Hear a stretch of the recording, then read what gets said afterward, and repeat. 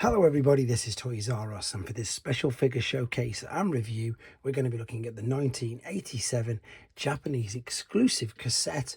This is Noizu, or Noise, however you want to refer to him as. So what we're going to do in this video, we're going to have a quick look at him in both of his modes, help you decide how you want to display him. I'm going to show you how tall, or I suppose how he compares to some other cassettes released under the Generation 1 and Shattered Glass toy lines. We can also see how big he is compared to some of today's more modern figures, and of course I'll give you a little bit of a story about these as well, because you may or may not have seen these. So as I start to pop these away, I'd like to remind anybody who's not subscribed to this channel, if you'd like to hit that subscribe button for me now please, because it really does help me out. Right then, so you may have seen these guys because they were actually reissued. I say these guys, there is only one of them. They were reissued in 2019, but I believe they were a much lighter blue colour. I do remember seeing them briefly at TF Nation, but I didn't purchase them. I was waiting for these. These were originally released in 1987 in Japan only, and they were under the Headmaster's toy line, which basically is exactly that, but it's different to the Sunbow and of course the standard Hasbro. That's because in 1987 the Headmaster's cartoon went on for quite a few episodes, in fact way more than what Sunbow did, and indeed it's where it started the Japanese continuity of their own figures. Now this does actually combine with another cassette which I don't actually have at the moment, and this particular combined mode is called Decibel, but hopefully I'll be able to show you that very soon. They came packaged in these little boxes like this, and you can see that's where the cassette was and that's where the accessories was. Unfortunately I don't have any of the rest of the paperwork inside. What I will show you on the back though is, sorry, on the underside, that is where they kept the tech spec. And for those of you who are aware, the C stood for Cybertrons, which of course was Autobot in Japanese, and the 122 was just the reference number which corresponded to him. Now I believe this is, I think it's an Allosaurus, or it's something based upon like it. Now it really, you've got to use your imagination, which of course we can do because we were kids at the time. Even though I never had this particular one, it is super basic. There's just a little bit of articulation in the arms. The legs don't move, they're fused, and the tail is absolutely ginormous. However, there's a good bit of detail on the head. In fact, if I take these off, in fact what I'll do now is I'll keep that like that. I'll show you the cassette first and I'll transform him into that. So this is of course the cassette.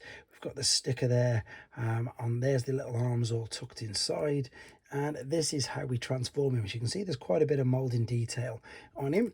Let's fold the tail down, let's fold this up here, fold it over onto the top, and then bring the head up and over as well. This will continue to go all the way around, and then it's just a slight movement here in his arms. So unfortunately I think if you did want to display him in this mode, the accessories really help, because obviously it covers up the fact that it is one of the most basic figures you're ever going to see.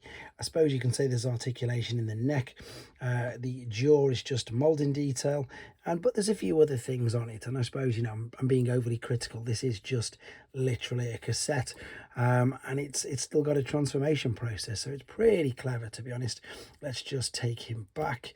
As I say, when I get Graphy, I think his name is, I will do a video on him and then a separate video of the combined modes themselves.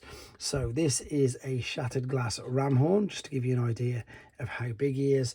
And then we've got a more commonly seen Overkill, which to be honest isn't too far off this at all. You can definitely see where they got the idea for Overkill from this particular figure, because as far as memory serves me correct, I think he might have been a little bit after. Correct me if I'm wrong, but I'm sure he was.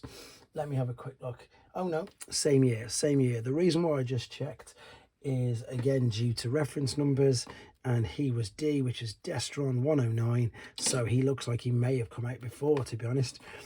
But there we go, that's enough about him.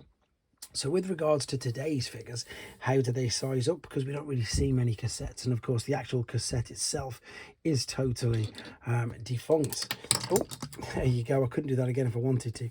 That is Core Class Optimus Prime, and this is a standard deluxe figure at the moment.